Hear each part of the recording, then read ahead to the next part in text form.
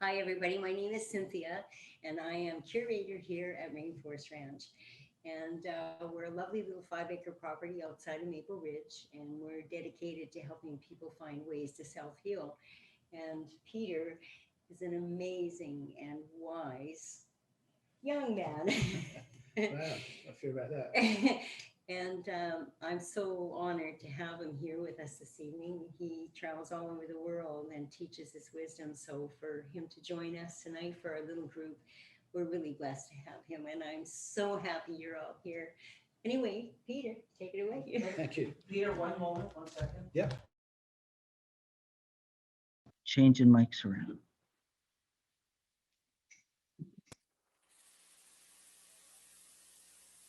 Well, welcome everybody. Absolutely delighted to welcome everybody in the room and also online. Really happy to have you with us. And as Cynthia said, Rainforest Ranch is just a beautiful setting out in the country, surrounded by wonderful trees and just a really calm, peaceful energy here. So before we get started looking into the gene keys, I really would like everybody to take a moment to drop into the stillness, because obviously you just have a little bit of agitation around getting started. And whatever you've been doing during the course of the day, we now want to put us behind and step into no time, step out of time. So I'd encourage you, you don't have to, but I'd encourage you to close your eyes and put your hands right over your navel and just relax. Just breathing deeply and gently through your belly. A lot of misunderstanding about breathing, because when we breathe in, we want our belly to expand out, filling up right down to the base of the lungs. And then when we breathe out, just doing so very gently and easily and feeling the belly collapse back towards the spine. Just practicing your own time in your own way, just very gently and easily, relaxing deep down in the body. Invariably, the mind will want to cut in and take control and ask some questions. What are you doing here? What's the point? How long is it going to be? What's it up to? Just acknowledge those questions. Don't fight them. It is inevitable that the mind will try to introduce chatter to distract us. So just become aware of that. That's all we have to do. Become aware and then bring your breathing back to your body.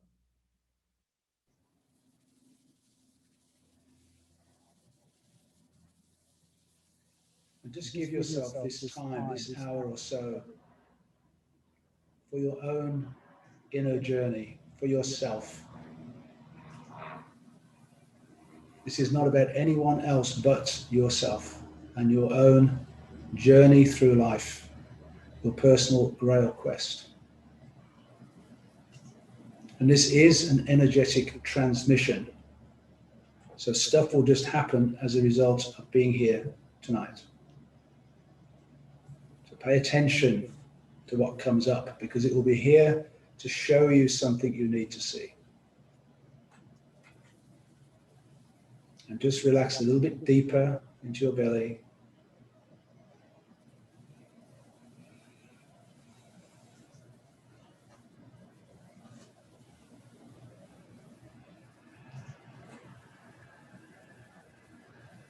And then when you're ready and in your own time, just gently open your eyes.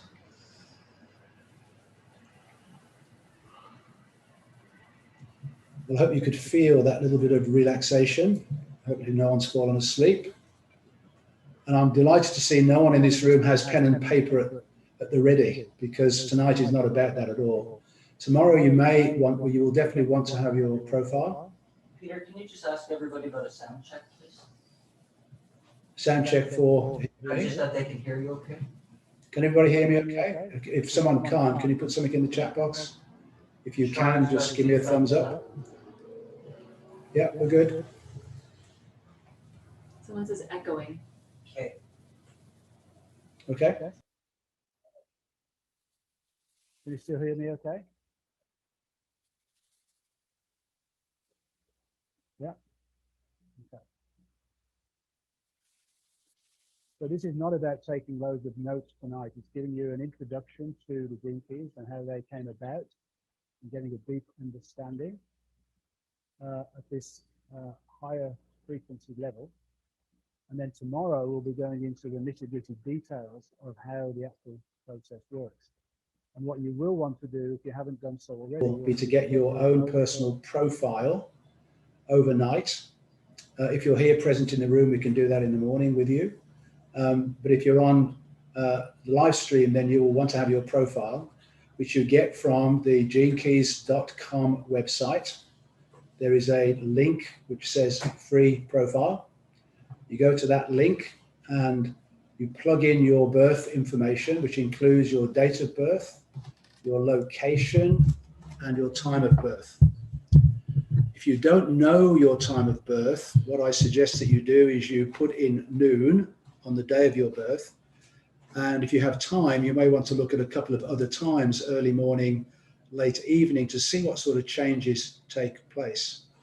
Because we're not doing a personal profile reading, you're wanting to see the 11 spheres of the profile, which we'll be seeing later this evening, to give you the indication of how it works for you personally. So it's not that critical that you know the exact moment of your birth for tomorrow, but if you choose to pursue this further, we would want to discuss that in the future. So what I want to do tonight is to talk about myself and how I came to this situation, talk about Richard Rudd and his movement towards this, and then how we came together to work together with the Gene Keys, and then we'll look at the actual profile to see how that works and how it represents, but just as an overview. I would like to begin by saying that I've been on this spiritual path for over 40 years, started as a very young man, and this is the most profound system to lead you to enlightenment that I've come across. And it's also absolutely and totally safe. My highest priority as a spiritual light worker or teacher has always been to make sure whatever I'm involved in is absolutely and totally safe. So that's a high priority. So although it includes woo-woo stuff, it's not itself woo-woo. It's very well grounded into the physical body, which is what makes it so incredibly wonderful from my perspective. So I'll just tell you a bit about me. I started off as a regular guy living in industrial Birmingham in England, and I went to the local grammar school, and it worked out that I was a pretty good rugby player. So I ended up going to my own hometown university, studying chemistry and playing rugby and captaining the team actually. And then eventually ended up going to Oxford University in England to get a rugby blue, which was a very prized thing for people to do in those days. And I played in the varsity game between Oxford and Cambridge in front of 65,000 people at Twickenham, the headquarters of rugby union in England. And that led me into a very different environment, which is the independent school system in England, which are called public schools. And I taught at a school called Wellington College, which was a school built in the honor of the Duke of Wellington, and taught there for 9 years, where I learned the trade of teaching chemistry and coaching rugby. And then I brought a tour from my high school team out to Canada, to Calgary, and we came west, played 5 games. And the big game was a game in Oak Bay in Victoria, where we played against a select team of Oak Bay St. Michael's University School students, and had a fantastic game. And as a result of that, I got invited to come back to teach at St. Michael's University School. And I came back to still teach chemistry, to coach rugby, but I was also head of boarding, which meant I was responsible for 200 students in the boarding side of the school. And that gave me a tremendous advantage because the kids got to know me at a totally different level than if I was just a teacher in the school. Eventually, I became the senior school principal, which meant I was responsible for running the school of 500 senior school students, 9 through 12 grade, and 50 teachers. It was the best possible job anyone could have in the world. Very well motivated, very bright students, and very broad, great music, great art, great academic studies. However, what happened there was the so-called indigo children came to seek me out. The indigo children are these children that have gifts beyond the norm, and they knew that I knew spiritually. So they came to see me in my office, and there'd be a little knock on the door, and a kid would come in and say, can I have a chat? I say, yeah, sure, what's up? And I'd usually say something like, weird things happen to me. And I would say, oh, come in, come and sit down. And we'd have this wonderful conversation about what was going on in their lives. Sometimes these kids were in serious trouble in the school for a variety of reasons, and they would get sent to me. But now I knew to ask the right questions to see what was really at the root of the issue. And the sorts of things that they were aware of was a very clear lucid dreams, where they would have this crystal clear dream, and then it would actually happen in the world, either in their own lives or on the global stage. Get the chills at this moment, because it's very important to me. And it was awesome, and it was scary. And so I would help to make them feel safe being in the world, having this level of knowledge. Other examples would be that these kids would know teachers that did and didn't care, and they would not work for those teachers that didn't care. They are full of integrity, and if they thought a teacher didn't care about them, they just wouldn't work for them. So they got themselves into trouble. There was one particular interesting situation. There was a Japanese girl who was about to graduate, and she came to me. She said, sir, there's a teacher that I have, and she is troubled in this lifetime by something that happened in a previous life. Should I tell her? And I said, it depends who it is. Because some of them would get the demon's cross out, and others would welcome you.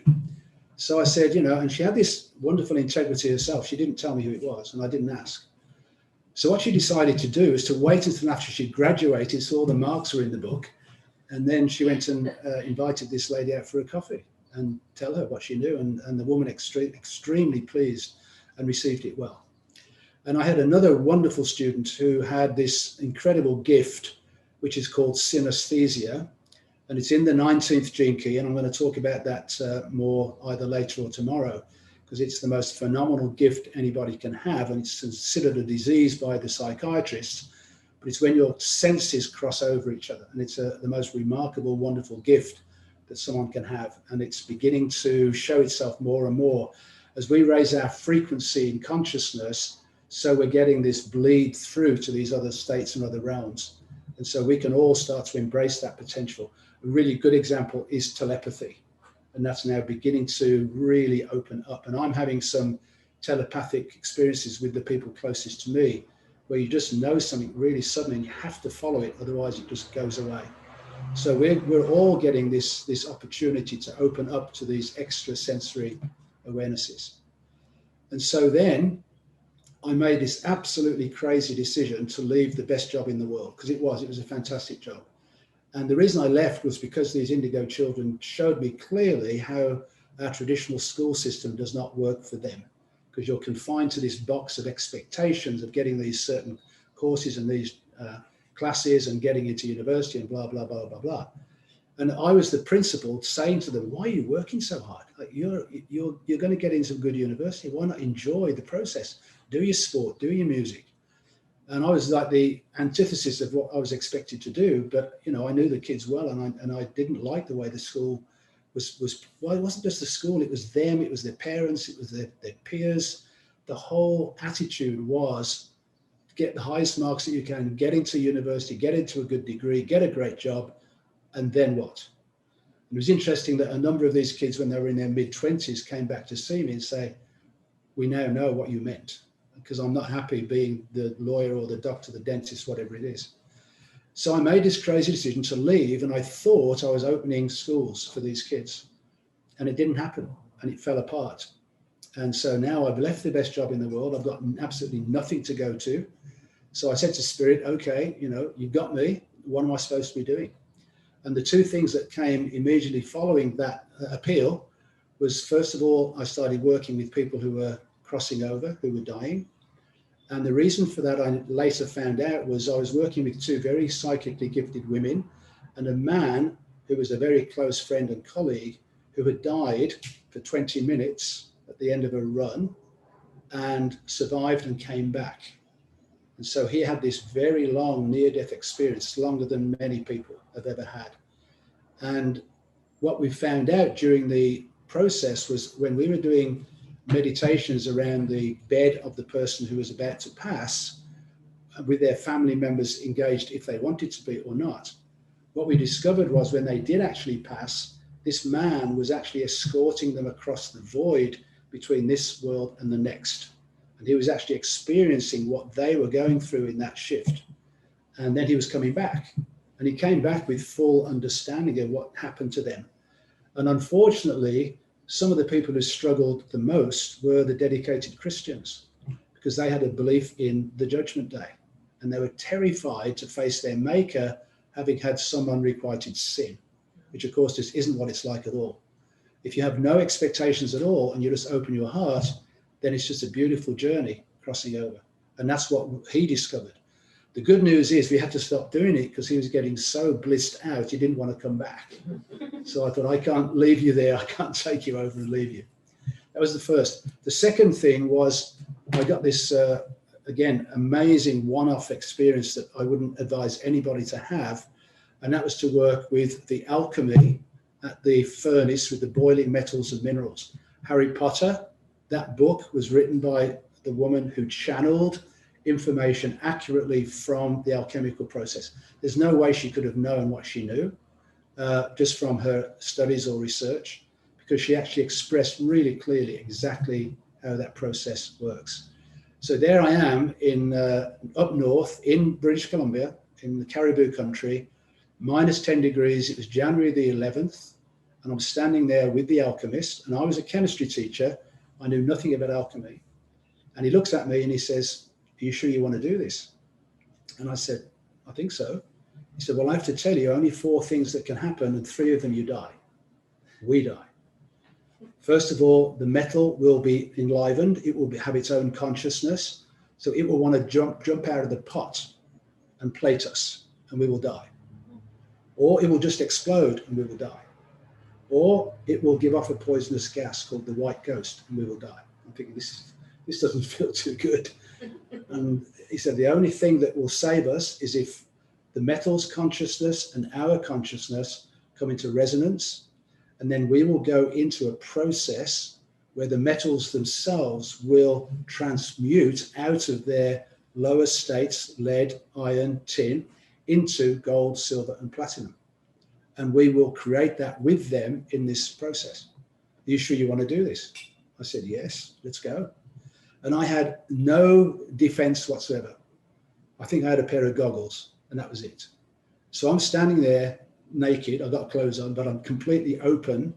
And all I could do was to go into my heart and hold the highest conscious expression that I could in my heart.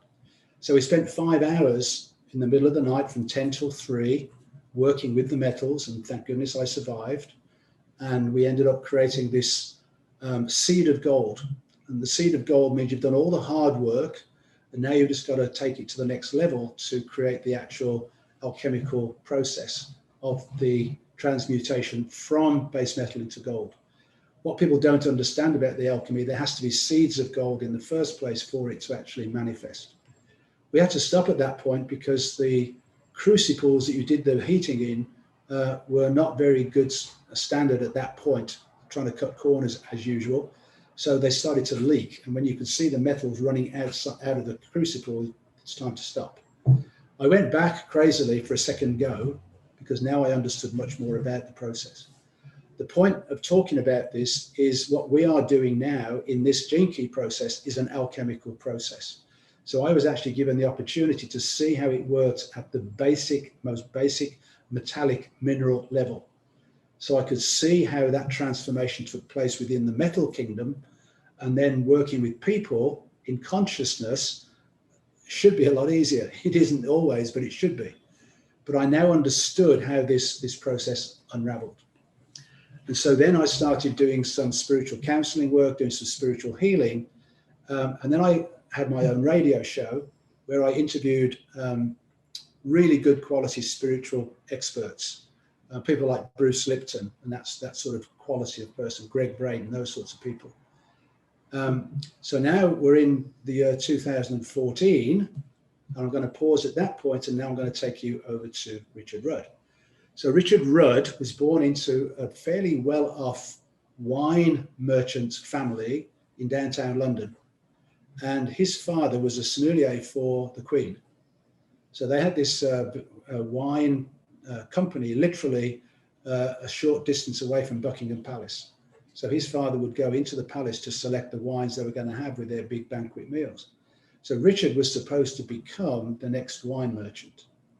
And then what happened was, in his early 20s, he was having a break from his studies, and he was on in a little cottage on the Ridgeway, which is one of the main ley line tracks that runs across England. And he woke up in the morning, completely spontaneously, he wasn't planning this at all. And he had this altered state experience where he was absolutely full of light. And this light expanded out of his body and out into the whole cottage. And he was staying with the woman that owned the cottage at the time. And he came out of his bedroom and into the room, and he was just in this ecstatic state. And so he starts explaining to the woman how he's feeling. And she went into an absolute rage. She got really, really angry. And the more angry she got, the more blissed out he got. And I now understand that.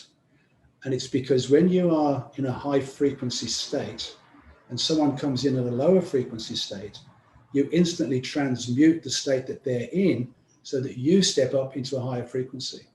So now she's getting really, really pissed off with him, and he's thinking, I got to get out of here. so he did. And he took off, and I wish this had been filmed. He was in this state for 3 days. He went to a wedding, still in that state. He went into a church, and the whole church just expanded in this huge energy. And after the 3 days, on the 3rd day, he ended up renting a boat in North Wales, travelled over to an island called Bardsey Island, which is called the Island of 10,000 Saints. And he sat on the top of this mound, which he believed was the pineal gland of the island. And he sat there and eventually sort of started coming back to himself. But during this experience, any question he asked was given absolute crystal clear answer. He tapped into what is called the causal plane. And the causal plane is the first dimension beyond our physical incarnation. And it's where the truth actually downloads in to us. So whatever question he was thinking, he got a clear answer. So now he comes back home and he really, really struggles because he's now in that Messiah effect of this incredible egoic belief that you are the Messiah, that you are Jesus. And so he really went through this very challenging time for a period of time.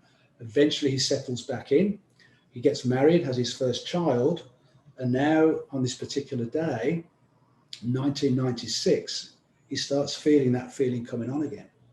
So he says to his wife, I'm going in my study, leave me alone, and I'll come out when I'm ready.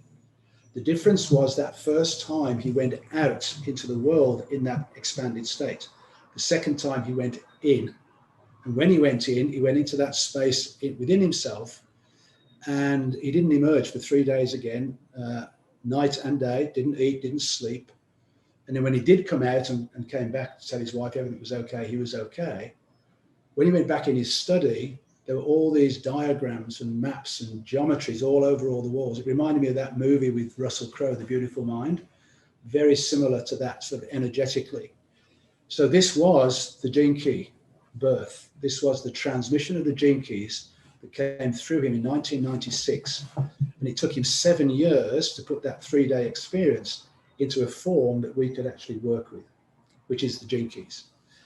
And what he was shown was how creation comes into form through the 64 hexagrams of the Chinese I Ching.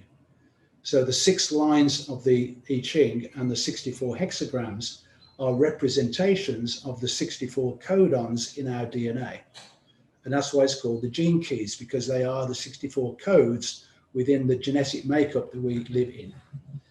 Really important to get this piece. It means that creation resides within you. And the only reason that you are not connected to that aspect of yourself are all the blockages that get formed as a result of the genetics we picked up from our parents, our environment in which we lived in our childhood, both from the interpersonal relationships, any traumas, any challenges, but also the toxic environment that we live in today. And so all of these blockages get formed which prevent us from clearly connecting to source. And so what the gene keys are about is how we break down those energies to bring us into this freedom. And it's an internal freedom from all of that stuff that we've accumulated. The great news is the gene key profile tells you exactly what it is that you need to do to set yourself free. So now let me talk about how Richard and I came together, because that's another very interesting story. So I had him on my radio show because he was about to come to Vancouver, Portland and the Bay Area to do 3 workshops. And so I did the interview on a Wednesday, and it went really, obviously we're both English, we had a really good rapport. And so he gifted me The Golden Path, which is the journey through the gene keys, the book, and obviously I got my free profile. So I spent a few days looking at it thinking, this is magic. This is the best thing I've ever seen. And I have a meditation group which meets on a Monday night. So the following Monday I said, hey, you guys, just had Richard run on the show last week. Great guy, we need to look into this. So he comes to Vancouver the Wednesday after that and does his one-day workshop in Vancouver, goes to Vancouver Airport, and the American border guards wouldn't let him into the country. The best decision they ever made. And he had all his paperwork, but for whatever reason, they wouldn't let him in. So he comes back to his hotel in Vancouver and does his Portland 2-day workshop remotely, cancels his Bay Area workshop, and then he emails me and says, I've had a bit of a drama, can I come over? So the next thing I know, I'm meeting Richard Rudd off the ferry in Victoria. And it was on a Monday, so I said, I got meditation tonight, do you want to come? So the week before, I told everybody about this Richard Rudd, and you can't miss him, he's got the big long hair, what he did then. And he walks into the meditation, everybody's going, is that Richard Rudd? We manifested him within 1 week, crazy. So I knew then this was really, really important. And so then what happened was he had turned down the opportunity to do a 5-day retreat at Hollyhock on Cortes Island.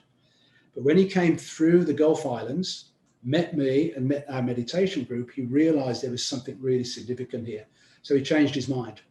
And he came back to Cortes Island and he taught this wonderful mystical aspect of the gene keys called the 7 Sacred Seals, a 5-day retreat.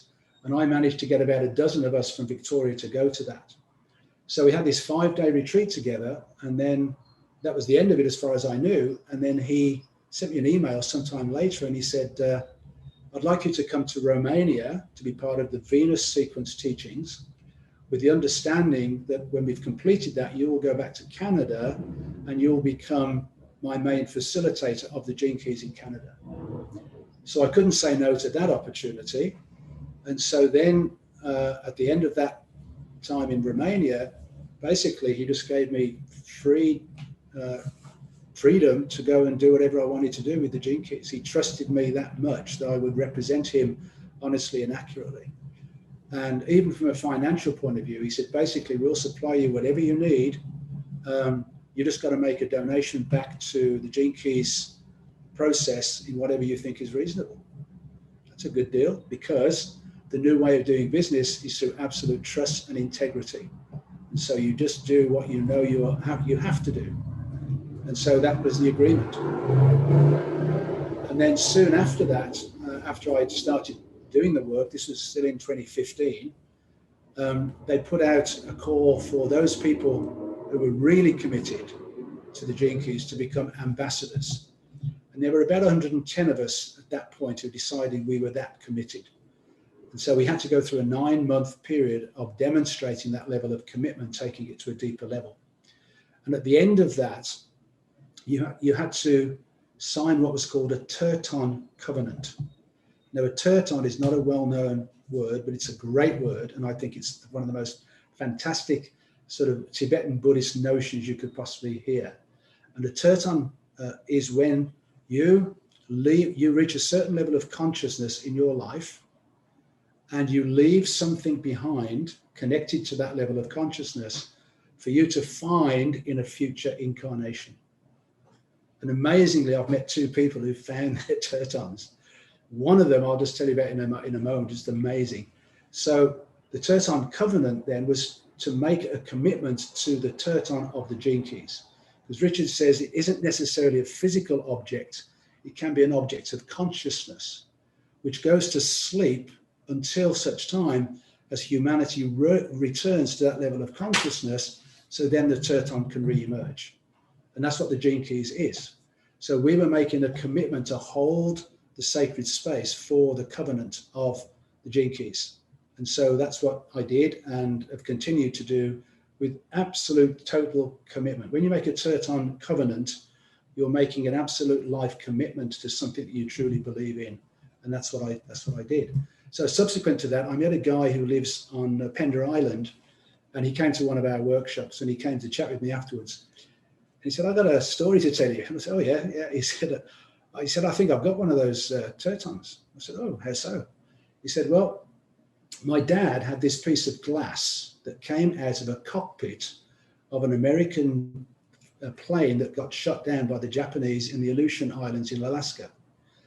And he said, "And I did all sorts of research on this glass, and I went and found it all online. And I went there into Alaska, and I found this cross. And in this cross, written in English, was a memorial to the man who died in that plane, written by the Japanese who shot him down, basically saying that they recognized he was doing this in honor of his country, and he was an honorable man." I mean, he couldn't believe that they would do that, but they had. And so he came back quite shattered by the whole thing. And he gave the glass back to his dad, and his dad said, "No, it's for you." And he said, "No, it's not. It belongs to the family." So he then contacted the family, and the family couldn't be found anywhere. And eventually he's sitting there holding this piece of thick glass, and he gets this message: "It's for you." He was that pilot in that plane that got shot down. And then when he found that out, he started having these reawakenings of other people he knew in this line who were there part of that same time back in those days. So it's just this wonderful consciousness leaking through at these higher levels. And that's why it's really important for us to get out of this logical sequential approach. And it's really tricky because the gene keys, Richard, the way he designed it, the only way he could, I think, was to organize it in such a way that we could benefit from it through a logical sequential approach. But that's ultimately not what you want to do. You want to do it from an intuitive perspective. So we've got to marry together the male and female energies. And what I've learned with working with hundreds of people over the last 5-6 years, we have to put the intuitive first. We have to bring the feminine forward first and not allow the masculine mind to discount what the feminine intuition has already given us.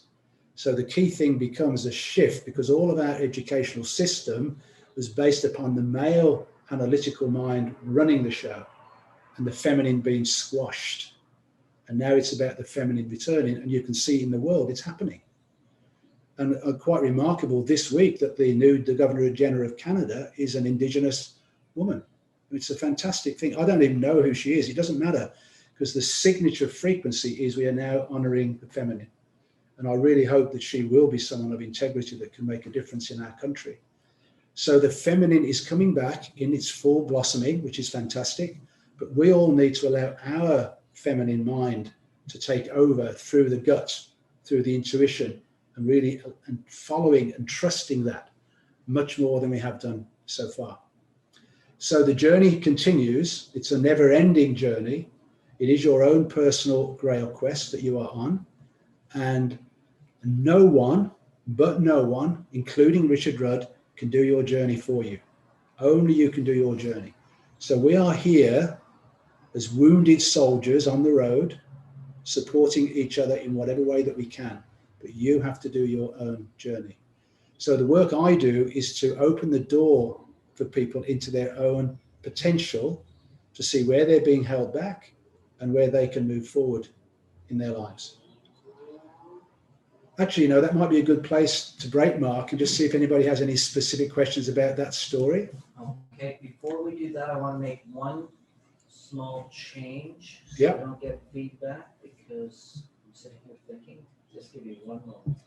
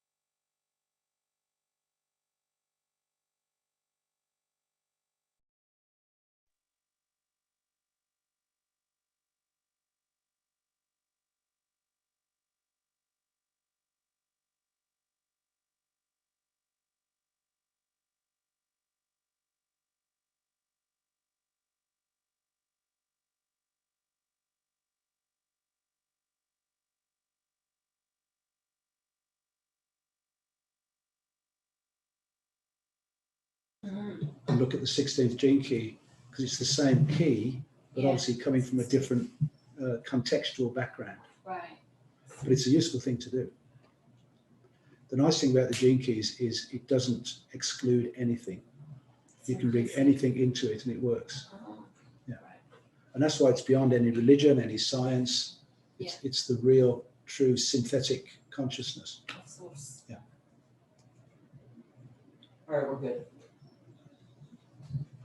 Okay, yeah. So are there any questions online there? Let me, one second. Let me unmute.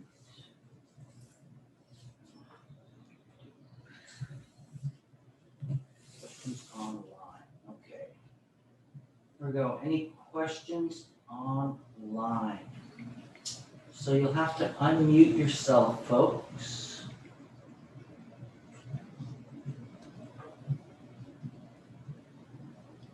Can you hear us? Anybody have any questions for Peter? You can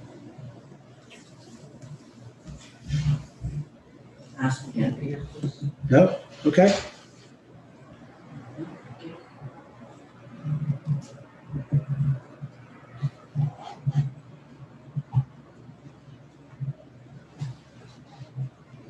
All right, so I guess Okay. we're good then. So just the one question that came up in the room, I'm not sure if you heard the answer to the question, was about the connection between the I Ching or I Ching and the gene keys. And I was in saying that some people look at the gene keys and the hexagrams of the I Ching and make comparisons, because obviously we're talking about the same gene key, but from a different perspective from the I Ching and from the gene keys. So for example, you could look up a particular gene key and a particular hexagram in the I Ching and compare what is being said about them, because it's the same energy, but it's coming from a different context. But I was also saying that the beautiful thing about the gene keys is it covers absolutely everything in existence. So if you're coming from a scientific point of view, a religious point of view, a pagan point of view, I don't care point of view, it's all in there. And that's what makes it such a wonderful process to work with. So Mark, I'm ready to put up the profile. Okay, so give me So- a second here. Yeah, so I'll just carry on chatting while you're doing that. So to get your profile, I've already indicated you just have to plug in your information for your birth date, but you can plug in any date that you wish to. So what I tend to do is when there are important dates coming up, is to plug in the information for that particular occasion. So tonight we had the new moon in Cancer just before we started. I mean, we didn't plan it this way, Cynthia, did we? No. But it worked out absolutely perfectly. 6:16 tonight was the new moon in Cancer. So all you have to do is plug in the date, the time, which was obviously today's date, July 9th, 6:16 p.m. And I put in Victoria because that's where I did it last week for my meditation group. So then you get the profile, not for a person's birth date, but for that particular occasion in existence. So here it is. Here is the profile. So you'll see there, birth city Victoria, British Columbia, Canada, and July the 9th and 12, 18, 16. And this is what comes up. And what you see there are 11 spheres. And there are 3 different sequences involved in those 11 spheres. You'll see there are green ones, pink ones, and blue ones. So I'll just talk about those in a moment, but let's just talk about the new moon in Cancer first, because the gene keys are not astrology, but they are connected to astrology. So again, when you look at the two of them together, then it gives you a lot of insight into what we are looking into. So the new moon in Cancer is about coming home to yourself. Cancer is all about the home, and it's about the management of our emotional body. And it's about taking a deep dive into who we truly are and what are my needs? What needs do I need to meet? So what I would suggest that you do is after tonight and after tomorrow, having gone through this whole process, is get a real clear understanding of what your intentions are for the next phase. And that can be to do with your own personal inner journey. It can be to do with where you are at your home. It can be to do with your family, because Cancer is all about family, home, relationships, protection, and self-care. So that's what the energies of the new moon in Cancer are about. So with that in mind is when I then look at this profile. And the first place you look in the profile are the 4 green spheres on the outside. The life's work at the top is what you are here to do out in the world. The evolution on the right-hand side, so I'm looking at the 53-4 and the 54-4. These two together are called programming partners because they work against you in the shadow frequency and they work together for you in the gift and the siddhi. So let me explain those frequencies. The shadow frequency are the lower frequency energies when you are stuck in your conditioned programming through your genetics and your childhood and any unpleasant challenges or traumas that you face in life. And that's what keeps you locked down in the shadow frequency. So the evolution sphere, the 54-4, is basically saying this is where you can get stuck right at the beginning. So the evolution and the life's work are looking at what you are here to do out in the world and how you need to move to start evolving through those two shadows. The middle word is the gift frequency, which is what you want to shift into in living your normal daily life of happiness and contentment beyond any of those shadows. And obviously we won't be wanting to do that in all 11 of these spheres. And then the third frequency is called the siddhi frequency. And the siddhi frequency is the highest frequency that we can embody in form. And you can't really reach for that. It will come when it decides it's time to come. So what we are doing is shifting out of the shadow and into the gift and living in the gift and just being open to accept the siddhis when they come. And when they come, what you must not do is try to think about it or work it out. As soon as you do that, they go away. So you need to just allow yourself to become saturated with bliss, with peace, with joy, whatever that ecstasy is that Richard Rudd had. And you just allow it to saturate you. And usually it comes in little glimpses to begin with, until you learn to let go of the need to know and just let it fully expand within you. So that's the life's work at the top and the evolution. The number before the decimal point is the actual number of the gene key. There are 64 gene keys to correspond with the 64 codes in our DNA. But you only have 11 gene keys that you are specifically engaged with. And these 11 are to do with the moment of your birth, where certain planets were, and 88 days before you were born. And the 88 days before you were born is in the unconscious aspects of you. There hasn't been a really good explanation given to me as to why 88 days before. I personally believe it's when your soul offers the green light and say, I'm going in for this incarnation. You can still change your mind, but it's like a big decision moment to go in. And so half of the gene key profile is based upon the unconscious and half is based upon the conscious. And so it's the position of those certain planets that's govern these particular gene keys. And so the life's work at the top is what you're here to do in the world. The evolution is what prevents you from evolving or gets you moving in your evolution. So this is you in the outer world.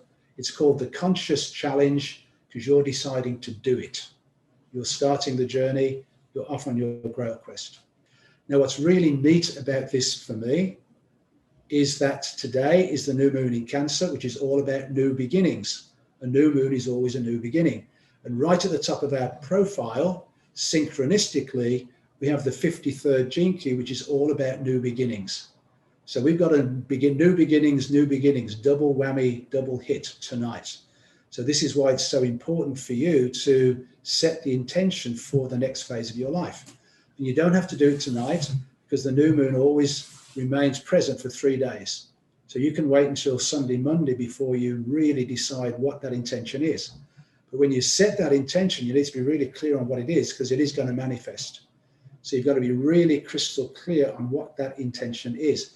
And it doesn't have to be a physical detail intention. It can just be, how will I feel when I have created this particular intention, this manifestation in my future? How will I feel inside myself when I do that? And focus on that feeling already inside you rather than a particular detail of what you're looking to achieve. Feelings become really, really important in this aspect of the gene keys. So then we go across to the radiance and purpose, the 51 and the 57. And now we've gone from the 4th line to the 6th line. Now these lines are the numbers after the decimal point, and they represent the line of the hexagram that you are functioning on in that gene key. So the line 1 is at the base of the body, the base chakra. The line 2 is the 2nd chakra. The line 3 is the solar plexus. The line 4 is the heart. The line 5 is the throat. The line 6 are both chakras in the head, the 3rd eye and the crown. So when we go through this process tomorrow, we'll be looking into what those lines mean in those particular spheres. But I'll just mention for an example, the 53 line 4 at the top, the line 4 is the heart chakra. So this person's expectation in life is to offer themselves in loving support of their community through their heart chakra. But if they've had any rejection or betrayal, then their heart chakra will shut down and they won't be able to serve their community in the way they want to. So the most important thing for this particular person would be to look into the quality of their heart, and can it be open and soft and kind and loving and serve the community. So then we come across to the 6th line in the radiance and purpose, and I'm really glad we've got the 6th line in the radiance and purpose, because this is the line that takes you up and out of your body when you're not feeling grounded. When you're in stress or pushing too hard, whoop, we go up and out, and you're not even there and you don't know it. And the number of people I deal with who are spiritual people who live their lives up here. One woman actually said, I feel as if I live my life with my head on a platter. She's not aware of anything below here. And that's the 6th line in that stressful state. So that's always a really important question. And you know when someone's in the 6th line because they're either disengaged, they're absent, they're not present, or they're running around like a headless chicken. Those are the 2 signals of the 6th line. So we've got the 51 and the 57. They're also programming partners. So they work together against you in the shadow and with you in the gift and the city. That completes the activation sequence. And those 4 are where we start the journey to get absolutely solidly grounded in ourselves before we move into the other sequences. So this is what brings about our core stability. The evolution and the life's work is our conscious challenge. The radiance of purpose is our unconscious challenge. And when we can break through those 2, it's called the breakthrough. We get this aha, sudden awareness, this realization, oh my goodness, this is what this is. And it takes you to this beautiful place of self-awareness. And when you do that yourself, it's a magnificent moment, because you just get this whoa moment. And that's what this is all about, is having these aha awakening moments as you go through the process. So that's the activation sequence. And then we come into the pink spheres, which are called the Venus sequence. And the Venus sequence is where you do the deep inner work, starting off with the attraction sphere. And these are all the people you attract into your life who are here to show you something you need to see. And some of those people you have wonderful experiences with, and some of them are a challenge. And you look into those challenging relationships to see what it is about that person that triggers a reaction in you. Because it's not about them, it's about you and your reaction to them. And so we do that through the attraction sphere. And it starts giving us an understanding of the connections we have with those people. And it also helps us to take a bit of a step back to recognize that whatever that tension, that triggerness is, it's actually got something to do with me, not them. Now, it doesn't mean you're going to become best friends with that person. You are going to create a suitable boundary. You may no longer be friends, or you may have to limit the amount of time you spend with them. But you now have an understanding of the dynamic that exists between you and them. And we're talking about primary people. So it can be partners, can be children, can be parents, can be co-workers, closest friends, but it's those people in your inner sanctum. So now we move back into your childhood development, the IQ, EQ, and the SQ. The IQ is your intellectual quotient. This is your mind developing between the age of 15 and 21, where your mind begins to take over from what's happened previously in your life. And the challenge with that is that the mind is very good at creating a cover story to cover up any earlier childhood suffering. So we've got to get underneath the mind before we can get into the emotional body, which is the EQ, age 8 to 14. Now we've got another really neat thing happening tomorrow, and that is you'll notice the IQ and the EQ on the profile are the same gene key. They're the 7th gene key, which means that in this particular arrangement, those two planets involved are in the same gene key. And as it happens, the two planets involved are Venus and Mars. So on Tuesday, we have a precise conjunction between Venus and Mars. So they will both be at 7 point whatever it is on Tuesday, but they're already both in the 7th gene key. Well, this is the Venus sequence. This sequence came to Richard in 2004. I don't know if any of you remember this, but it was the time when Venus transited across the sun. You could actually see this little black dot trekking its way across the face of the sun under the right conditions. And that was when this transmission came to Richard through the Venus sequence on that Venus transit. And so the whole of the childhood development is based around Venus and Mars. So the fact that they're conjunct now, we could not be having a more ideal time in this next 2-3 days to really delve deeply into the Venus sequence.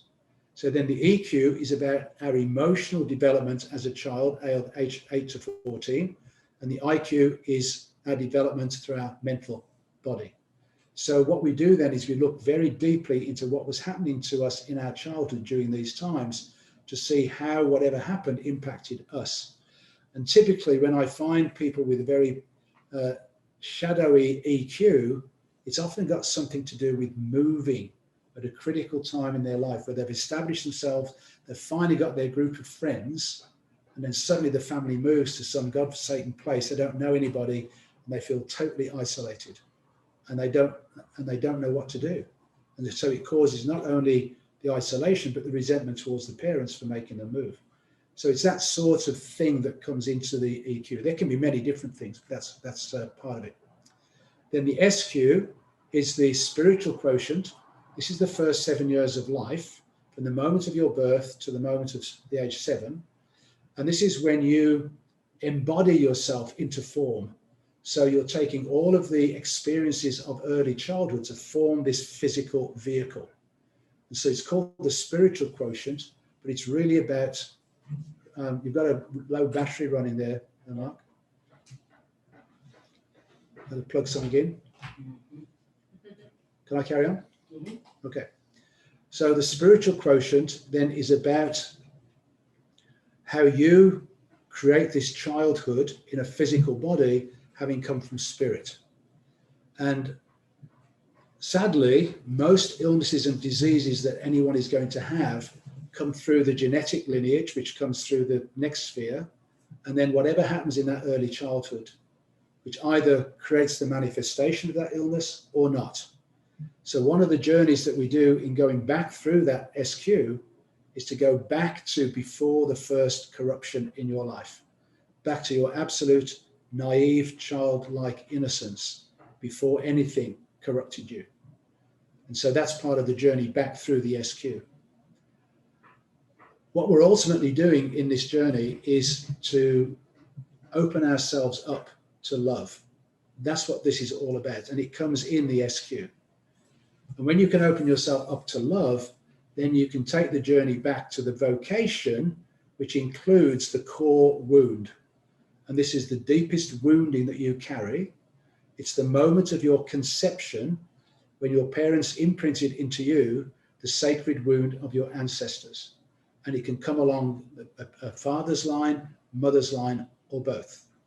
And because we know the gene key and we know the line number, we know exactly what it is that you need to heal on the behalf of the lineage. It's not your wound, but you're carrying it, so it's impacting you in your life. And if you don't know that, it can be causing you to self-sabotage in different ways. So that becomes the most important clearing that we need to do in the vocation core wound. But the beautiful thing is, you know your gene key, you know the line, and you know exactly, therefore, what you need to work on to clear it. It doesn't mean it's going to be easy, but it means you can clear it. So that brings us to the end of the heavy, heavy duty Venus sequence, inner work that we need to do to get to this place. But the great news is, when you do, you're now living this life with your heart open in this space of love. So then we come up into the blue spheres, the 4 spheres at the top.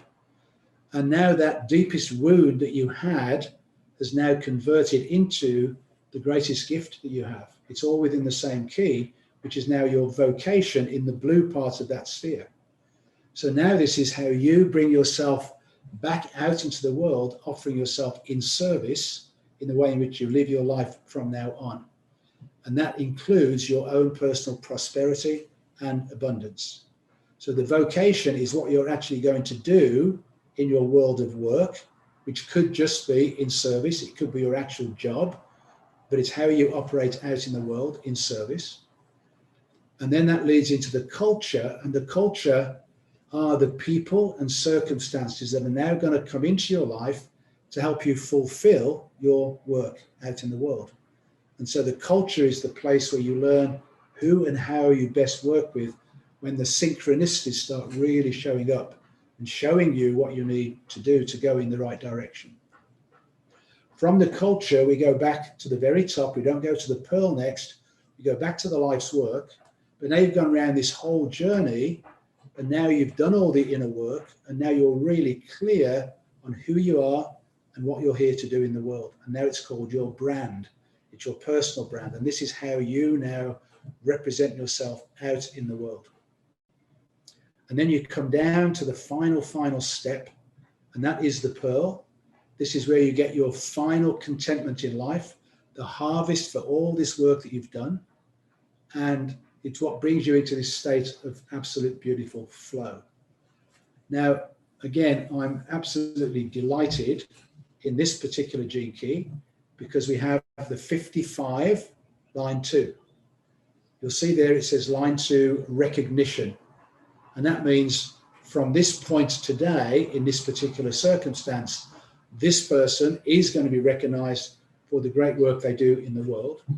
And why this is so important for me right now is this is to do with the position of Jupiter on the planet today. And right now, Jupiter is sitting right on the cusp between Pisces and Aquarius, and it's going backwards. So now let's do a little bit of astrology. Back on the winter solstice last year, there was a Saturn-Jupiter conjunction at 0 degrees Aquarius. That was the entry point to the age of Aquarius. Which gene key is the age of Aquarius? The 55. So Jupiter is dancing in and out of Aquarius Pisces to make sure we have completely closed the age of Pisces and we enter into the age of Aquarius, which is, you'll see the city is freedom. So this is now about us stepping out of any form of victimhood into freedom as an individual person and collectively. And as you all know, there's a massive forking in the road taking place in humanity right now. There are people that get it and there are people that don't get it. And the people that don't get it seem unable to get it. And so what's going to happen, in my belief, and Richard wrote about this back in 1996, what I believe is going to happen is those people that get it on the conscious path are going to step into these higher and higher frequencies and step up into these cities and have these blissful experiences. Some of the people who are not getting it are going to have such a shock in their lives that they're going to wake up and they're going to get it. And they will join us on that journey.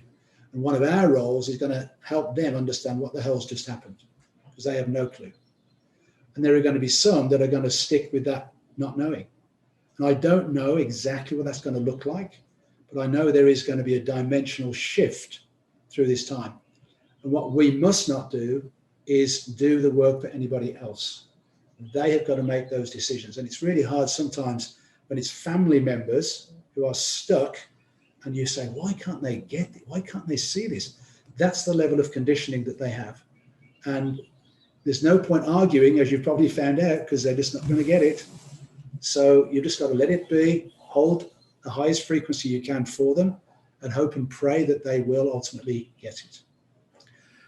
So now I'm going to go back to the 53 line 4 at the top, and I just want to talk in a bit more detail about one of the keys so you get a bit of a sense of how we can understand this. You'll see the 3 words for the 53 are immaturity, expansion, and superabundance. So what this means is the 53rd gene key, there is a basic fear of when you start this new project, and don't forget this is about new beginnings today, a basic fear of not knowing how this new situation is going to work out. So it self-sabotages.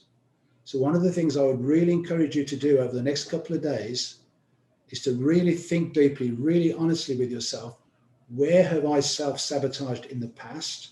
What were the fears running programs that prevented me from fulfilling my destiny in that particular project? Because the gift of this gene key is expansion. It means if you can get beyond the illusion of the fear, you're going to expand and grow into that project. Now, the one caution is the 54th gene key on the right-hand side is about greed. So this is to do with material wealth. And if you focus on material wealth in the 53rd gene key, you will eventually implode. And that's why all the empires of history have fallen, because they didn't grow, they didn't evolve with the expansion. And so it just goes. So you can only have expansion and superabundance if you personally evolve through that growth. And when you evolve through that growth, it becomes inevitable that you offer yourself in service. Otherwise, you haven't grown. So there's this paradoxical piece to this puzzle that when you give away your commitment to material wealth and you offer yourself in service, you become totally wealthy. And it's a material second, spiritual first, but then you live in abundance for the rest of your life. Superabundance, you can't have a higher frequency than that, because it's abundance on every level of your body, your health, your relationships, your money, everything. And so that is the sort of setting for this weekend, is to recognize that we need to step into our true spiritual calling first, and the money will always look after itself, and you will expand and you will grow into your own abundance. And so that's the quick rundown just on the 53rd gene key in a couple of minutes. So what we're going to do tomorrow is spend time in each of the spheres. We're going to talk about what each one represents in more detail.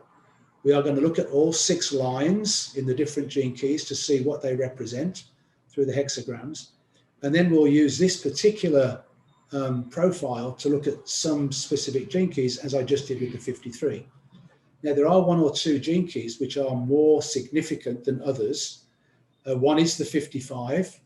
The most important one is the 22nd, which doesn't appear in this gene key, so I will talk about that tomorrow.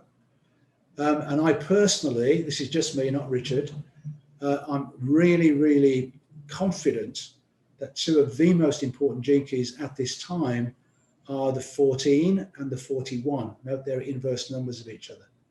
And I'm delighted that Cynthia and Mark pulled out this gold chair for me to sit in, because this is all about the gold frequency.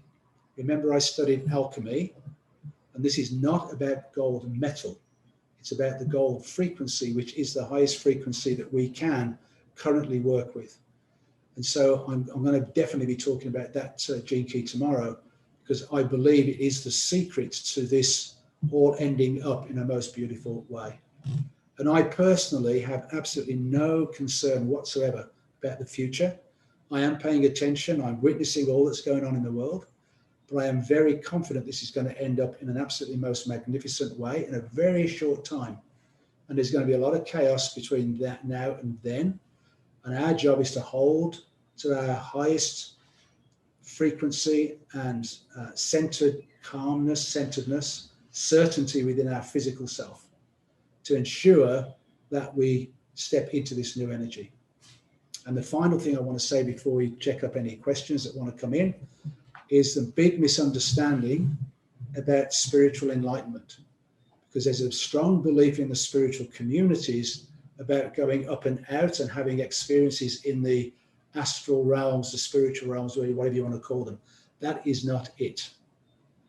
You want to come down into your base chakra, which most people have never done, and sit there through the discomfort that you'll feel, the agitation wanting to get out of it, until such time as you feel safe and you feel calm and centered. That's where the answers lie. So if you imagine your role in this lifetime is to incarnate your higher self into form, your higher self isn't going to come into your body if you don't feel safe in your body. Why would it? You've got to feel completely safe in your body such that your higher self can descend. And that's what happened to Richard in that spontaneous experience. The causal plane of his being came down and in to fully inform him. Now, he only had it for 2-3 day experiences, but there are people who walk the planet in that ecstatic state all the time.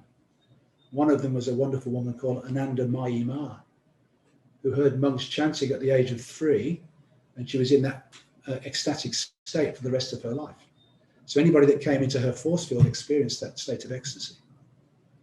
And that's why it's so important for us to understand this is an energetic transmission. So you are picking up that gold frequency just by being in this space, because I'm now emanating it because of that alchemical process I went through without knowing at that time anything about this. And that's what happens in our lives. Stuff happens, we have no idea why, and then sometime later we begin to understand this was a setup.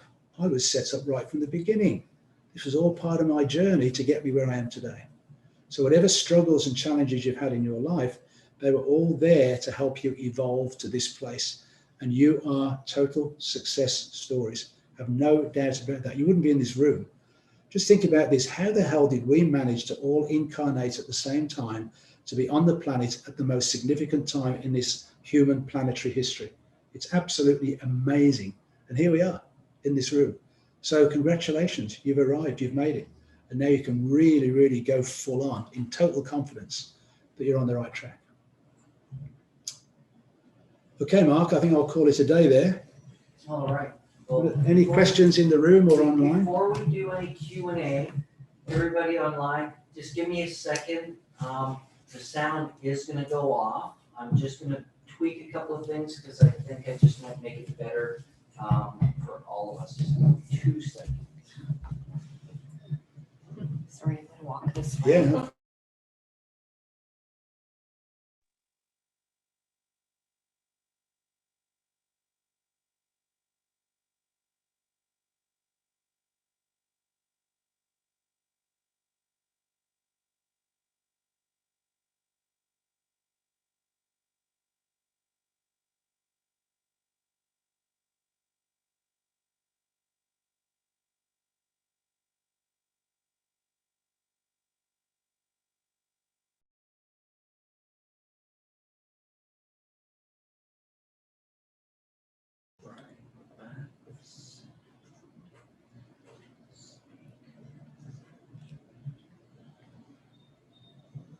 All right.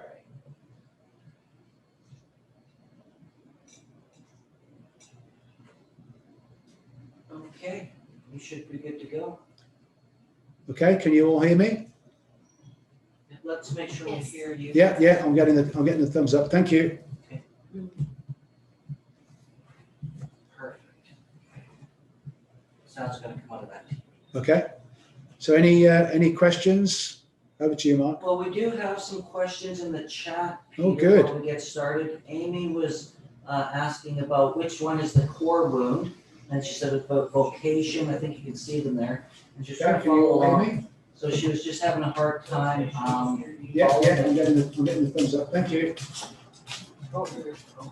So just to clarify that, the core you'll see on the screen there. So any questions? Over to you, Mark. Oh, I know what's going on. One second. Good. Asking about which one is the core wound, and she said about vocation. You can see. Oops. See, it's always something. All right. Go Okay. ahead, Peter. So just to clarify that then, so on the screen there, you'll see the vocation sphere is half pink and half blue. And Richard called it the vocation because we're moving into the pearl sequence. But the pink half of that blue pink sphere is the core wound. So the core wound is in the same sphere as the vocation, and it's the transition from the Venus sequence into the pearl sequence. So you'll see there are 3 places in the profile where the spheres are 2 different colors. The very top, the green and the blue, so it's the life's work and the brand. The one at the very bottom, the green and the pink, which is the purpose and the Venus sequence, and then the vocation sphere, the pink and the blue. So these are the transitions between those 3 spheres.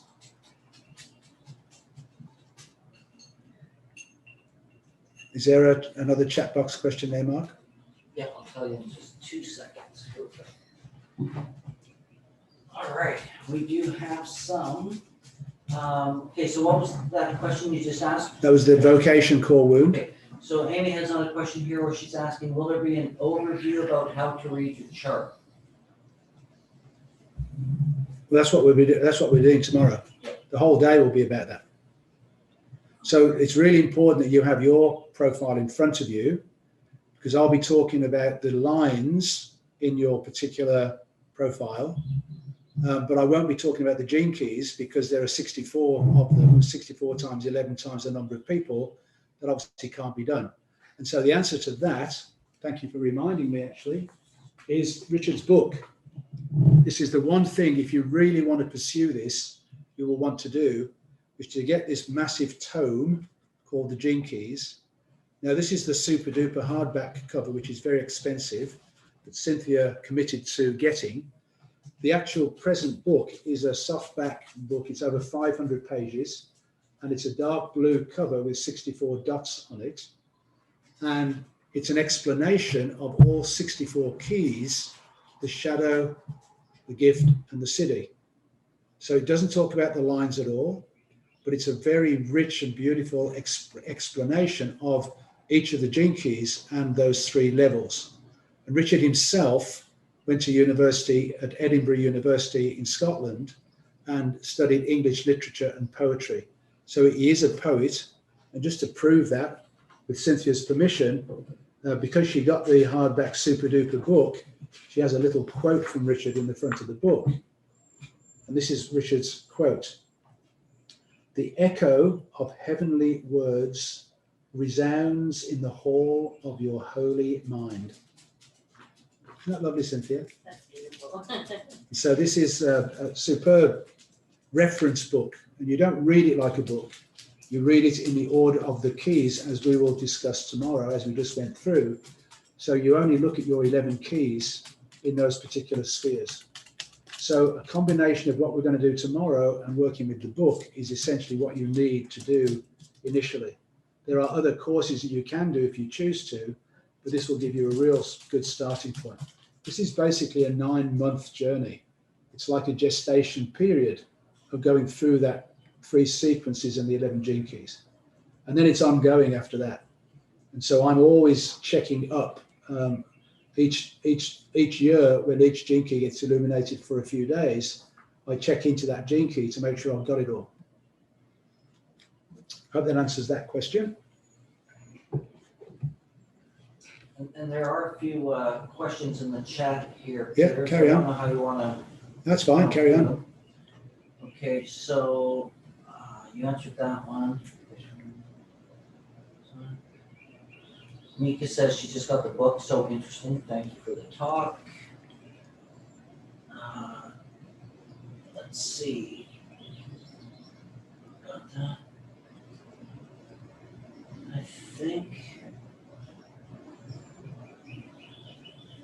I think you just answered that too, about how to begin. Okay, actually that's a question for me to answer. Okay, so can you read it there? Shall I read it out? Read it out, please. Okay, so Amy asks, really wanting to understand more and how to begin. Since I'm totally new to this, I guess you're recommending the book. I was wondering about the chakra numbers after the decimal and how do they impact the gene key? What happens if you don't have all 6 of the lines? What do the missing ones Wow, that's actually a deep question. represent? I think she knows more than she thinks. She's So a smart one. there's 2 or 3 great questions in there. And I'll give you my personal example. I do not have any line 5s or line 6s. I am a totally grounded being. I am here for the duration. I'm an earthling. Many of you guys are starlings, but I'm here down on the earth, fully present. And that's one of the roles that I play in working with people, is to help them ground into their bodies. So I'm a 1, 2, 3, 4 guy, mainly a 2 guy. So if you have lots of 4, 5, 6s, then you need to get grounded, right? So if you think about the chakras stacking up from the 6th line in the crown, 1st line in the base, then that's a good, but we'll be talking about that quite a lot tomorrow. Then how do you work with the book is a great question, or how do you work with the keys? So first of all, you want to keep it really simple and straightforward. So you would take your life's work gene key and your evolution gene key, and then you'd look at the shadow, gift, and city of that particular gene key in the book. And you'd read it very carefully. It's very dense and pithy. There's a lot of really deep information in there, and you won't get it all in one go.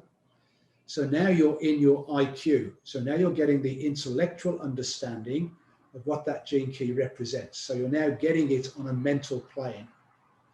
And then because you've opened the book, you've opened Pandora's box, what's now going to happen is any unresolved stuff in your emotional body is going to come up.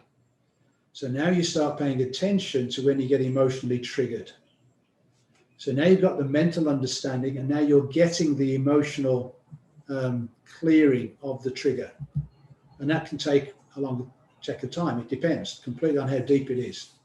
And if you're prepared to go there. Some people won't even go there. They'll avoid and escape. That's a very line 3 quality, to avoid getting into the depths of your emotional body. But if you do and you clear it, then you go down into your physical body, and then there'll be an actual physical change in your DNA, and you'll never repeat that pattern again. It's done, it's over. And now you're in the gift frequency, and if you're lucky, the city frequency will descend upon you. So you work with the book through the mental first, the emotional second, and the physical third. And it's all about self-awareness. It's about how you operate in the world. I hope that's helpful, Amy. I hope that's helpful. She's nodding her head, yes. Yeah, good. So anybody online, if you have questions now, we will open up the mics and speakers and things, but does anyone in the room have a question? Pretty quiet bunch. All right. Anybody online want to ask a question? I'm watching you. I can't see you, Evelina, Michelle, Maura, Yana, or Rhonda. Turn on your cameras, folks, so Peter can see it. He said, just so you know, Peter's sitting in front of a monitor where he can actually see all of you. So when you talk to him, that's the whole idea of the live and interactive, so there can be real back and forth and voices. Look at that, see? That's what we like to see. Thank They you. are all alive. They are all awake. Awesome. Does Oh, there's a anyone, little kitty cat there as well. Hi. any other questions out there? I'd really love to know where everybody's from. If you could put that in the chat, it's always interesting to see. I know I'll speak my question. Hi, I'm Raven, and I'm from Costa Rica. I live in Costa Rica. That was me again. Go, sorry. And I'm just curious, Peter, if you do readings, like like an astrologer reads your chart. Do you do that? I spend most of my life doing readings. How do we contact you? Okay, I usually do about three to four readings a day, every day. That's how committed I am to this. And it's really easy. So you just have to send me an email, and I'm sure that Mark will put all that stuff online. And I just need your profile. So either you send me your profile or your birth information, and then we set up a Zoom time to meet. And then we come together for an hour, just over an hour, where we go over the whole profile, looking at the gene keys and the lines, and also including whatever you want to work on, whatever you feel your major intentions and purposes are in life. if there are any physical issues, any work issues, any relationship issues. And so within that 1 hour, we can actually capture the essence of your profile. And then I send you away to spend the rest of your life working on it. Wonderful. If someone could put your email in the chat, that would be wonderful. Yeah, we'll get it all to you, Rhonda. No worries about that. Okay. Through to Thank you. that way as well. And actually, I don't know if Jana is able to speak, but she actually is on Zoom and she has had more than one session with me, actually. I'm not sure if she's prepared to speak or not. Tasha just commented that she also Oh, she did. Yes, of had a course. reading with you. Tasha is our co-host on Conscious Living Radio, or not co-host, sorry, Tasha, the host. I'm the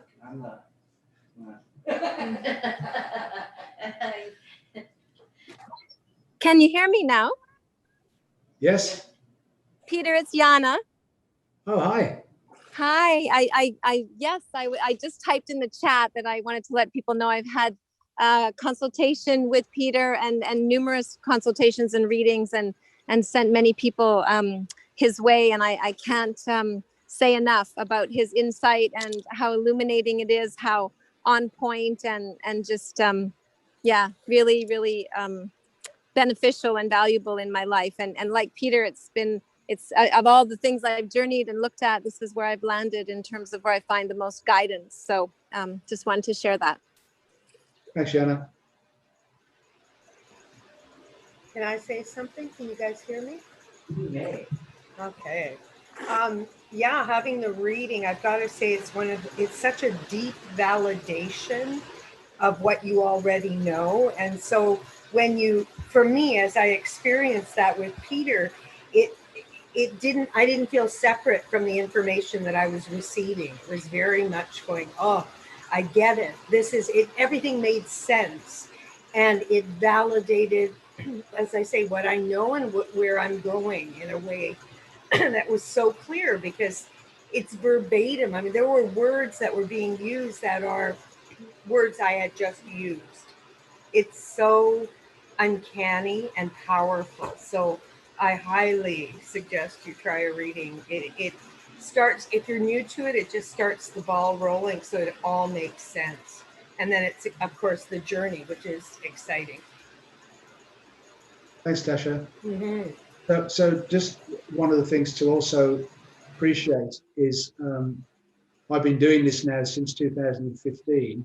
So my consciousness has gone up as a result of the work I've been doing with the keys all the time. So in doing sessions now, there's a higher frequency engaged with the people involved. What I've noticed in the last few weeks is that I will say something and the person will just start crying. And it's not tears of sadness, it's tears of joy, because what I just said touched their soul at the deepest level, and they know it's the truth. And there's no avoiding that level of truth. It's a beautiful moment in the session just to see that happen. So thank you, Tasha. Appreciate it. Thank you for that.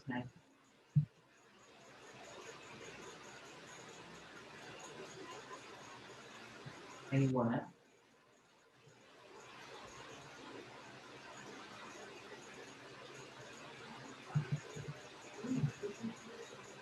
Hi. I'm curious, just in terms of like the ones that you, gene keys that you mentioned you were considered very important for this time. If you could, say a little bit as to why in terms of That's the a current very time. question. We're sort of breaking in a bit to tomorrow, but I'll answer as you ask the question. So I mentioned just a few minutes ago about the age of Aquarius opening up on the winter solstice last year. And there's one gene key of all the gene keys, which is the one and only start codon. And that is the 41st gene key, 41. And the 41st gene key is the only gene key that can start things off.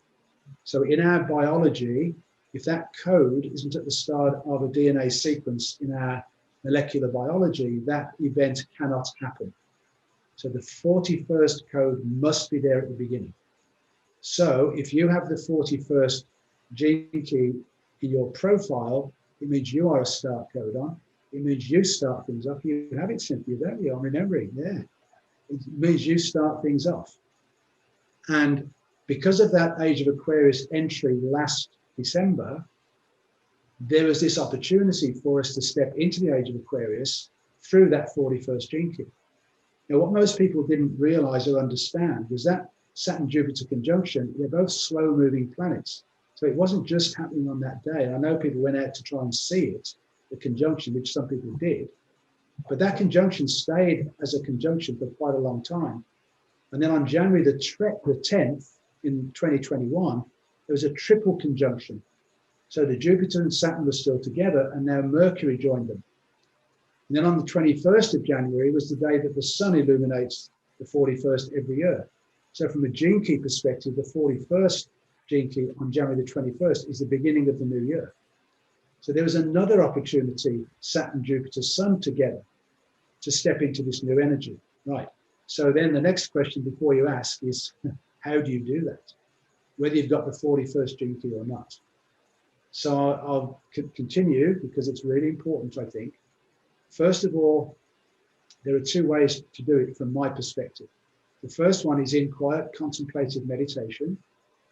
And depending upon the lines that you have, but in a general sense, I would drop into the heart and I would sit very quietly in the heart. And I would ask yourself two questions. This is for anybody. It doesn't have to be the 41st code. We've got all the codes inside us. It's specifically true for them, but we can all do this. Ask yourself two questions. One, do I feel worthy enough to step through into these higher frequencies? Second, do I believe that I have a sufficiently strong energy body to contain the energy I'm going to be exposed to? If you can answer yes to those two questions, then in your meditation, you imagine this golden arch or golden portal with a rainbow bridge beyond. And you just have the courage to step through. And your only intention is to connect to the next level of human evolutionary grid, often called the fifth dimension. So all you do is you step through in your meditation without any other expectations. You connect to the grid and you bring it back with you. And in the 41st gene key, Richard would say, if you connect to that fifth dimensional grid, then you can download all manner of wonderful things. So all you then got to do is to set the intentions that we're talking about tonight for yourself, and you can bring that energy into form so long as you're grounded. The shadow of the 41st is fantasy. So if you're not grounded in your body, then it's not going to happen. So this is about bringing it back down and in totally. The other way I do it is out in nature. And Mother Earth, have no doubt about it, she is making the big decision about when this shift happens. It's got nothing to do with politics or governments or restrictions. She is going to shift us into a whole new frequency. It's actually the 60th gene key. And so what I do out in nature is when I go into a beautiful sacred site, there are always two guardian trees at the entrance across the trail, or just going into the bush. And you pause in front of those two trees and you ask the same two questions. If it's yes, yes, then as you step through the space between those two trees, you now imagine that you have walked into the Garden of Eden. You are in Shambhala. And you look at those plants and those flowers and those trees and those birds and whatever's there at this whole higher frequency. And then when you come back out from that sacred space, you bring that with you again back into your heart, around it into your body. And the more we do that, the more we realize that we're stepping into this higher frequency. And I actually did it a few weeks ago without realizing it. And that's how stupid I am. I wasn't consciously aware at all, but I was in the beautiful Trinity Gardens in the Victoria University grounds. And it was an early spring flowers this year, and it was absolutely magnificent in the garden. And I was soaking it all up and having a wonderful connection to it. But I hadn't done that conscious stepping through. And then we'd taken some photographs when we were in there. And one of those photographs literally was the gravel trail and these two trees, and beyond was that Garden of Eden. So we actually stepped into it without being consciously aware of it at that time. We were later. And then but then we could still bring it back because we had all the memory. And just another final piece adding to that. It's really, really important. If you've had an exceptional, wonderful experience, whatever that is, like me being at the alchemical furnace, all you've got to do is return to the feeling that you had at that time, and it all comes back. So as soon as I start talking about these things, I feel these tingles coming across the palms of my hand, or that chills, that goosebumpy feeling that we have, because we're tuning back into that higher frequency that we can embody. And you just embrace it, you love it, you don't think about it, you don't try and work it out, you just take it in. I'm rambling on a bit, but you asked the question.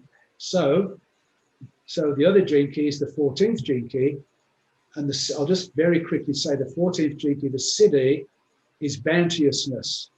And Richard Rudd talks about the bounteousness being the Midas touch. Everything you touch turns to gold. So what I'm thinking in my journey now is the 41 and the 14 combined together, stepping through that portal into that gold frequency and bringing it back. Because that gold frequency is the purest frequency that we can embody at this time.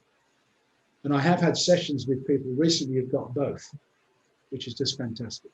But people with the 41 are coming up all the time. It just keeps happening because they are the people that are leading us. So let's tag on behind Cynthia issue. I tell people when we go to the store, don't stand behind me, we'll be here forever.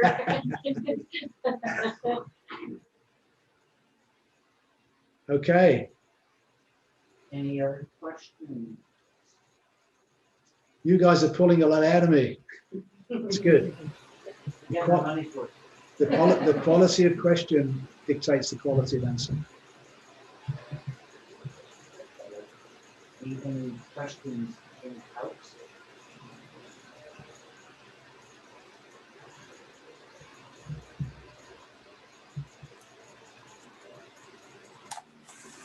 Okay. So if you are involved tomorrow, which I hope you all are, make sure you do have the profile. Try and print it out if you can and have it in front of you. You want the full profile with the gene keys and the lines. There is a third level with the pathways. You don't have to have them, but we will talk about them tomorrow. And then have it in front of you, and we can refer. What I'll probably do at some point is give everybody the chance to ask me one question about one gene key and one line and one sphere, just to give us a bit of an indication of how the process works. So make sure you have that profile, and we're starting at 9, right, Mark?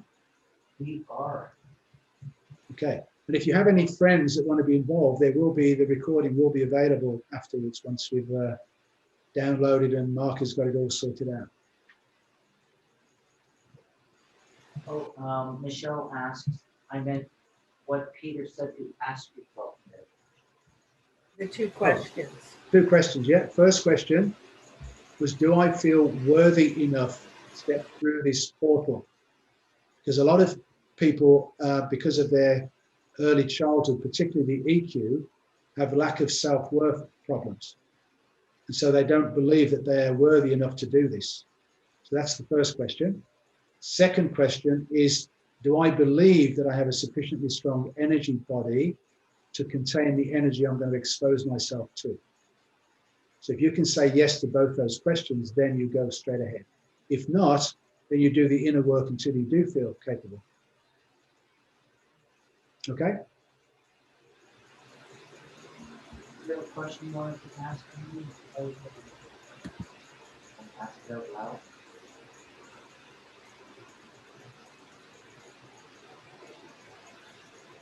Oh, are you asking me? Yes. Well, you have Hi, I didn't hear you. You sound far away. This is so cool. I'm pretty new to this, but I'm familiar with a lot of the other modalities. The question I was curious about was the lines. Like, if you don't have all 6 of them, how does it reflect in your chart? And how do the missing ones show up? And how do you interpret the ones that you have in relationship to the key? Like, Okay, so you're getting into tomorrow. Those yeah, I don't know if I can make tomorrow because of my schedule. I might opt for the recording if it's an option. Well, you may want to have a one-on-one session because that as well. That's too complex a question without seeing your profile, because you can't give a general answer for specific lines and lack of lines. So which line are you lacking? I have all of them except for 4. Okay. Heart. So it means then in this lifetime, you aren't particularly working on the heart chakra. So you've got to do it yourself. You've got to make sure you're looking after your loving heart. Have you had any major abandonment, rejection stuff in this life? I mean, my parents were just busy and I was the 3rd kid. So I kind of followed my own guidance with spirit. And so not so much abandonment, no. Exactly. So you didn't have that to deal with. So that's not an issue for you. But you just got to make sure that your heart is open and loving and kind and gentle with yourself first. Okay? I think it is, yeah. But the other questions is too complex for this. But if you know, yeah. Things go down the road. Well, this is super fascinating and very interesting stuff, and I'm really excited to learn more. So thank you. My pleasure, Amy, and it is exciting. It's life changing. Yeah. Bless yeah, you. it really blends so many areas of interest I already have. So right, it's really, exactly. really neat. Thank you, Peter. My pleasure. Yes. The Venus transit 2004. Yeah. Was there another one that happened recently? Another transit? Yes, there was. There was another Venus transit. Yeah, yeah. It was a couple of years ago. Yeah. Obviously, for that particular one in 2004 was huge for Richard because he fought through this whole transmission. Yeah. I didn't talk about how the 3-day event turned into the book and the whole process, and that's still a mystery. I mean, the ability to put this into this form is quite remarkable. So he must have had ongoing downloads. He did say, one of the things he did say when he had that experience was that when he had that causal plane connection, he said he kept his foot in the door. So he could take sips from the straw of the causal plane whenever he wanted to. It's a lovely, that's the poet. I couldn't talk like that. So he could go back to it. Yeah. Actually, talk about that causal plane, stepping into it. Is it like being a liquid light? Like everything around you is lit up. And absolutely. you have such high energy. You don't need to eat. Yeah, breathe. Yeah. You're up in. You could even be beyond the causal. You could be in the Buddhic plane. So you know the hugging saint Amma, she's in the next level beyond the causal, which is the emotional body. Right. So when she hugs someone, it clears out their emotional body. So let us get this incredible uplift. So that liquid light could be any one of those other higher dimensions. But again, it's really important just to embrace it and just allow it to be. Liquid gold is the magic.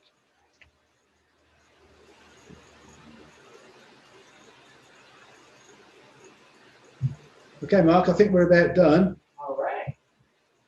Well, thank you all for joining us. I really appreciate it. Thank you, Mark, for your sterling work behind the technology, which I definitely could not do. Well, tomorrow's going to be even better. Good, excellent. And Cynthia, for hosting us in this beautiful space. Thank you so much. And for those in physical attendance and those online, love you all. Blessings and looking forward to tomorrow.